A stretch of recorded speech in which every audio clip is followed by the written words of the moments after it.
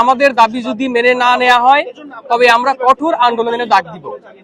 আমাদের যে মূল দাবিগুলো ছিল তার মধ্যে রয়েছে স্বাস্থ্য সুরক্ষা আইন, যেটা দীর্ঘদিন ধরে একটা চলমান প্রক্রিয়া, আমরা এটা বাস্তবায়ন চাচ্ছি। আমরা বারবার এটা নিয়ে মাঠে নামছি, কিন্তু এটা আমরা বাস্তবায়ন করতে এখনো সক্ষম হইনি। এজন্য আমরা সারা বাংলাদেশের ইন্টার্ন চিকিৎসকগণ একই সাথে একই সময়ে এই আন্দোলনে নেমেছি।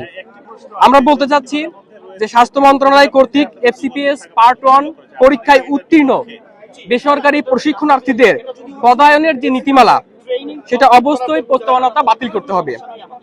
নতুন পে স্কেল এর সাথে সামঞ্জস্য রেখে ইন্টার্ন চিকিৎসকদের বেতন 30,000 টাকা এবং বেসরকারি ট্রেনি চিকিৎসকদের বেতন নবমানের বা তার সমমানের করতে হবে।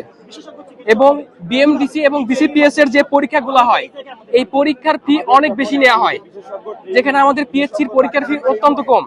এজন্য আমাদের দাবি এই ভর্তি পরীক্ষার ফি গুলো 500 থেকে 1000-এর মধ্যে অথবা PHC-র সাথে সামঞ্জস্য রেখে এই ফি গুলা নির্ধারণ করতে হবে। এবং BCS এর যে স্বাস্থ্য ক্যাডারের যে বয়সসীমা, পরীক্ষা দেওয়ার বয়সসীমা, আমরা বলেছি যেহেতু আমাদের চিকিৎসকদের MBBS এবং ইন্টার্নশিপ শেষ করতে অন্যান্য চাইতে 2 বছর বেশি সময় লাগে, এজন্য আমাদের বয়সসীমা 2 বছর বর্ধিতকরণ করে 34 করতে হবে।